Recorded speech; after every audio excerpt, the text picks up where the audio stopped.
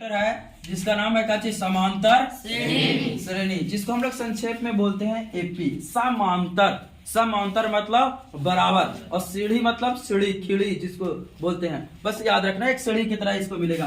कैसे देख सकते हैं, जैसे मान के चलते हैं कि हम लोग देहात में क्या बोलते हैं, बिहार में लसेरी, इसको लसेरी ना बोलते हैं। देखो ये इस तरह का है ना। तुम लोग का एनसीईआरटी बुक देखेगा, एनसीईआरटी के बुक में भी ये फिगर छापा हुआ है ना। 1 2 3 4 5 6 7। हम लोग जैसे से जितना दूरी यहाँ से यहाँ होगा उतना ही दूरी यहाँ से यहाँ होगा, उतना ही दूरी यहाँ से यहाँ होगा। यानी कि सब जगह की दूरी जो होगा वो सब क्या होगा, बराबर होगा। और ये जब दूरी जब बराबर होगा तो इसी दूरी को हम लोग क्या बोलेंगे, सार्वयंतर। क्या बोलेंगे, और इसको सार्वयंतर को किससे सूचित करते हैं, डी से। तो हम लोग लिखे हैं कि सार्वयंतर यानी डी बराबर फॉर्मूला T2 माइनस T1। ये कैसे हम लोग जानेंगे कि इसका दूरी यहाँ और इसका दूरी दोनों आपस में बराबर है, तो एक दूसरे का दूरी में से अगर एक घटा देंगे तो निकल जाएगा। देखो यहाँ अगर 1 है, यहाँ 2 है, तो 2 में से अगर 1 घटा देंगे तो कितना आएगा, 1। 3 में से 2 घटा देंगे तो कितना आएगा, 1। 4 में से 3 घटा देंगे कितना, 1। यानी कि सब जगह कितना रहा बीच की दूरी, 1। तो एक मैथ भी लिए है, पहला 2 4 6, 2 4 6, तो कह रहा है 20 हो इन, यानी कि 2 4 6, तो 2 और इसका पहला पद 2 और जोड़ते हैं 4, तो इसको जोड़ते हैं तो आगे कैसे निकलता है। तो इसको तो मान के चलते हम लोग जोड़ सकते हैं, लेकिन अगर ये बहुत ज्यादा हो, है ना, यहाँ 20 दिया है ना, 2000 होता, 4000 होता, 10,000 होता, 5000 होता, तो कैसे निकालते। इसके लिए सबसे पहले फॉर्मूला पढ़ेंगे कि जो ये पहली बार लिखा गया है इसको हम लोग बोल सकते हैं पहला पद। क्या बोलेंगे, पहला पद।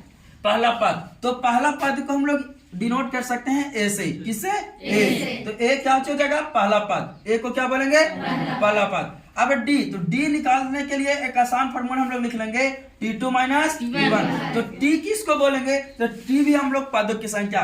यहाँ अगर डी बराबर T2 ना लिख करके अगर हम लोग A2 माइनस A1 भी लिखेंगे तो भी हो सकता है, लेकिन ए लिखने में कहाँ गड़बड़ हो जाती है, क्योंकि एक मान पहला पद को बोल देते हैं तो लिखने में थोड़ा सा गड़बड़ होने की वजह से क्या मान लेते हैं, टी मान लेते हैं। तो इसलिए T2 माइनस T1। तो याद हो गया सार्वयंतर बराबर फॉर्मूला क्या हो गया, T2 minus T1, T2 minus T1। अगर कह दे कि उसके आगे वाली पद क्या होगा, जैसे यहाँ 6 दिया हुआ है तो इसका यहाँ पे अगला पद क्या होगा, तो इसके लिए एक फॉर्मूला लिख लिया अपन वन से, है ना, जो भी है। अगली पद बराबर पहला पद प्लस सार्वयंतर, पहला पद प्लस सार्वयंतर। अगर कह दे कि 1 के बाद 2 आता है तो निश्चित है कि 2 के बाद कितना आएगा, 3 आएगा, तो 3 के बाद कितना आएगा, 7। अगर इसी तरह से क्रम बढ़ते रहे तो 10 के बाद कितना आएगा, 11। ये तो हर कोई जानता है, तो इसके लिए आसान हो गया कि अगली पद बराबर पहला पद प्लस सार्वयंतर। याद हो गया, पहला पद प्लस सार्वयंतर। लेकिन इसको अगर संक्षिप्त रूप में लिखने के लिए हम लोग लिखे हैं A3 बराबर A प्लस 2D, A3 बराबर A प्लस 2D।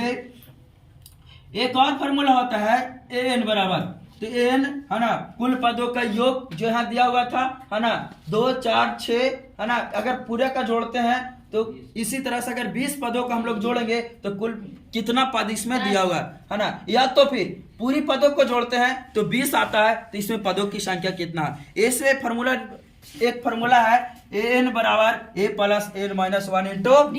इस पर हम लोग दोनों निकाल सकते हैं, पदों की संख्या भी और पदों का योग भी। याद हो गया, पदों की संख्या और पदों का योग किस पे निकालेंगे, A plus N minus 1 into D, है ना। इसको रखेंगे AN बराबर क्या, AN बराबर A plus N minus 1 into D।